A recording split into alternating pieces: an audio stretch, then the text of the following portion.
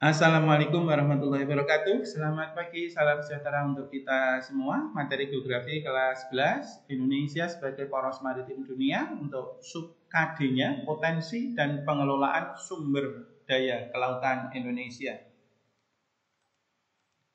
Bicara tentang potensi sumber daya kelautan Indonesia, kita bisa mengelompokkan menjadi 5. Yang pertama adalah perikanan, yang kedua adalah pertambangan, kemudian pada sektor transportasi atau perhubungan, kemudian pariwisata, dan juga dari sektor-sektor yang lain saya kelompokkan dalam budidaya yang lain. Kita mulai dari sektor pertanian. Potensi apa yang dimiliki Indonesia? Tentu yang pertama, Indonesia memiliki laut yang sangat luas ya, 3,5 juta atau hampir 2/3 wilayah Indonesia. Kemudian jumlah nelayan Indonesia itu relatif banyak ya. Walaupun beberapa tahun yang lalu nelayan kita sempat mengalami krisis karena kurang dukungan dari pemerintah, upaya keras dari pemerintah berhasil menambah jumlah nelayan kita, dan data terakhir dari Kementerian Kelautan dan Perikanan bulan Maret 2020 itu sebanyak hampir 1,5 juta orang ya, dengan produksi ikan yang luar biasa. Kalau sebelumnya sekitar 3 juta, kemudian pada 2019 kemarin 6,1 juta ton ya, per tahun. Kalau dirupiahkan menghasilkan uang senilai 60 triliun dan memberi sumbangan 3,5% terhadap PDB nasional. Secara persentase barangkali masih kecil, tapi angka ini memberikan peningkatan yang luar biasa dari sebelumnya kurang dari 2%.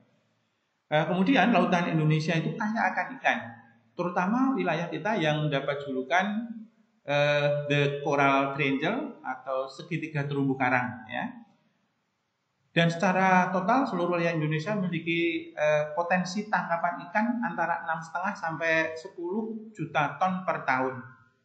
Dan ini ini untuk wilayah Indonesia saja, belum di lautan lepas. Dan nelayan kita sebagian juga pergi ke lautan lepas seperti di Samudra Indonesia atau di Samudra Pasifik. Di wilayah kita saja sampai 10 ton ya, 6,5 sampai 10 ton.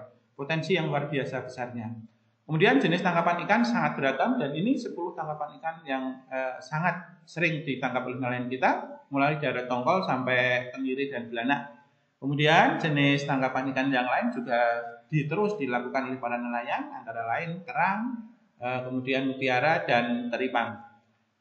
Daerah mana tangkapan ikan yang paling banyak dilakukan oleh para nelayan Indonesia? Tentu adalah di daerah The Coral Triangle, adalah suatu kawasan yang sangat luas, mencakup mulai dari selatan Taiwan ya, Filipina, kemudian Malaysia Timur khususnya daerah Sabah, dan Indonesia Tengah dan Indonesia Timur, kemudian juga negara kecil Palau, Timor Leste, dan sebelah utara Australia. Ini adalah daerah yang terkenal akan kaya ikan di perairan Asia Tenggara. Dan ini menguntungkan para nelayan Indonesia, sebuah potensi yang sangat besar. Maka kalau secara internasional bisa dilihat bahwa tidak mengecewakan sebenarnya dari hasil tangkapannya, karena ternyata jumlah tangkapan ikan para nelayan Indonesia itu menempati peringkat 3 di dunia tahun 2018 menurut data yang dihimpun oleh India Staff.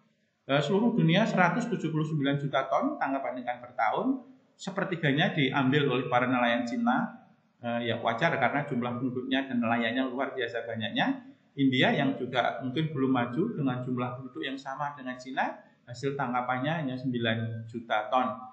Indonesia 6,1, Peru 5,85, dan Amerika Serikat 5,36 juta ton per tahun. Inilah wilayah atau peta persebaran jenis ikan di Indonesia. Kemudian yang selanjutnya kita lanjutkan sektor yang kedua, yaitu pertambangan dan energi. Bagaimana potensi pertambangan dan energi di Indonesia?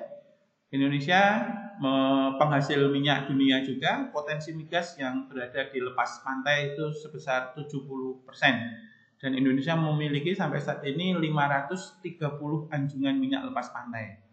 Sangat banyak, walaupun sebagian ya sekitar 30-50 sudah mulai mengalami kerusakan. Tapi di sisi lain kita setiap tahun terus membangun anjungan-anjungan minyak lepas pantai dalam kerangka untuk mengambil sumber energi sektor pertambangan migas yang ada di lepas pantai. Kemudian wilayah Indonesia juga selain ada minyak dan gas bumi, kaya akan mineral lain seperti tambang-tambang berikut ya, emas, perak, timah, mangan, pasir, kuarsa, dan lain-lain. Kemudian potensi non migas yang tinggi lain yang merupakan potensi energi terbarukan, ya, energi terbarukan antara lain adalah arus laut, gelombang laut, dan juga pasang surut air laut. Dari sektor pertambangan setiap tahun memang mengalami penurunan, bukan penurunan jumlah tetapi persentase terhadap sumbangan PDB nasional. Kenapa? Karena memang sektor-sektor lain digenjot agar negara kita tidak bergantung saja pada sektor-sektor ini. Secara jumlah masih sangat besar, ya, sekitar hampir 200 triliun dalam sumbangannya setiap tahun. Ini adalah contoh-contoh gambaran yang bisa kita bayangkan masa depan, dan walaupun sekarang juga masih ada. Ini adalah potensi sumber daya energi terbarukan yang harus kita galakkan di masa yang akan datang. Ini gambaran anjungan yang relatif kecil, saya ambilkan contoh, karena kalau besar kita akan sulit untuk menjelaskan. Untuk memiliki sebuah anjungan saja, fasilitas yang harus disediakan adalah demikian. Ini ada bangunan di tengah laut yang luar biasa kuat, kokoh untuk menambang. Memang anjungan lepas pantai bisa tidak hanya sekedar untuk menambang, tetapi juga untuk menyalurkan. Yang saya contohkan ini adalah untuk menambang. Ada landasan untuk mendarat sebuah pesawat, tentu pesawat helikopter di sini. Kemudian ada dermaga untuk mengangkut, untuk merapat dari sebuah kapal, dan di dalamnya ada kren-kren yang bisa mengangkut, menaruh kontainer-kontainer yang besar tapi tampak kecil di sini. Dan di sini bisa menampung ratusan sampai ribuan dari para pekerja di perminyakan. Yang ketiga adalah perhubungan atau transportasi, ya.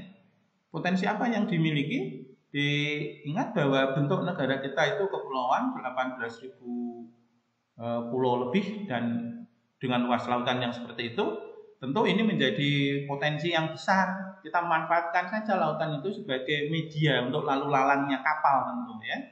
Kemudian potensi yang lain adalah bahwa posisi Indonesia itu sangat strategis, sudah dilalui pelayaran internasional. Kita tinggal bergabung bukan hanya menjadi penonton saja, bergabung. Kemudian potensi yang ketiga di sektor perhubungan laut, Indonesia sudah memiliki 2.392 pelabuhan resmi. Ini menurut Departemen Perhubungan di tahun 2020 ini. Hanya memang beberapa halnya harus ditata, ya, dibenahi, ya. Dan ini beberapa contoh pelabuhan terbesar, 10 pelabuhan terbesar di Indonesia, mulai dari Tanjung Priok, kemudian sampai bandara terbaru yang ingin terus digenjot, yaitu bandara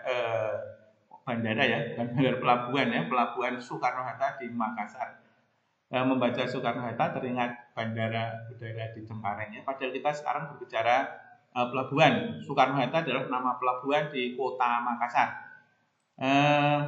Indonesia terus menggenjot pembangunan atau prasarana kelautan, khususnya adalah pelabuhan, dalam menyongsong tol laut di Indonesia mulai dari ujung barat di Kuala Tanjung, ya, di Kabupaten Batubara, Sumatera Utara.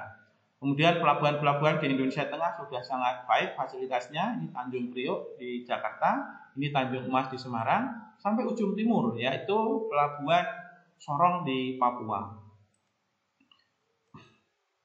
Kemudian dari sektor pariwisata, potensi apa yang dimiliki? Nah, karena kita sangat luas sekali, wisata bahari yang bisa dikembangkan adalah yang pertama potensi wisata pantai luar biasa, jumlahnya tentu sangat banyak karena kita memiliki panjang pantai sekitar 95.000 km, terpanjang keempat di dunia. Beberapa sumber mengatakan panjang pantai Indonesia itu 91, nomor 2 di dunia. Namun lepas dari itu, pantai-pantai Indonesia terkenal sangat indah dan eksotik. Nah, kita tinggal menambah prasarana pendukung yang lain. Ini sudah menjadi potensi yang besar untuk sektor wisata pantai. Kemudian juga wisata pulau, ya, pulau-pulau indah di Indonesia, Kepulauan Seribu, kemudian Pulau Krakatau, Pulau Vulkanis Krakatau, ya, kemudian Ujung Kulon sekaligus sebagai taman nasionalnya, Karimun Jawa di Jawa Tengah, Pulau Komodo di NTT, dan yang fenomenal adalah Raja Ampat di Papua Barat. Ini adalah wisata pulau yang potensinya sangat besar, masih membutuhkan kerja keras untuk bisa dikunjungi terutama oleh turis asing. Apalagi ditambah yang ketiga adalah potensi wisata bawah laut seperti Taman Nasional Bunaken yang sudah terkenal sejak kolonial Belanda, Wakatobi di Sulawesi Tenggara, di Bali ada di Nusa Penida, kemudian di Derawan. Derawan ini pantai, pulau, dan juga taman bawah lautnya di Kalimantan luar biasa, sangat indahnya. Ini Pantai Ancol gambarannya, kemudian di sini ada Pulau Komodo yang wisatawan domestiknya barangkali malah kalah jumlah dengan wisatawan asing ya. Ini Taman Nasional Bunaken di Sulawesi Utara dan ini adalah Pantai Derawan ya, pantai dan Pulau Derawan di Kalimantan. Selanjutnya potensi yang kelima adalah potensi budidaya ya, potensi sumber daya kelautan yang lain yang bisa dibudidayakan atau dikembangkan. Yang pertama adalah tanaman mangrove ya, tanaman mangrove. Kemudian rumput laut. Rumput laut ini juga potensi yang sangat besar dan juga mungkin para petani atau usaha budidaya garam. Ini potensi yang sangat besar bisa membantu tingkat perekonomian masyarakat. Di luar 5 potensi sumber daya kelautan yang juga mesti diperhatikan untuk mendukung Indonesia sebagai poros maritim dunia, tentu di luar itu ya, di luar sumber daya kelautan adalah potensi militer atau kekuatan militer Indonesia. Ini adalah data yang dikeluarkan oleh Global Firepower tahun 2017.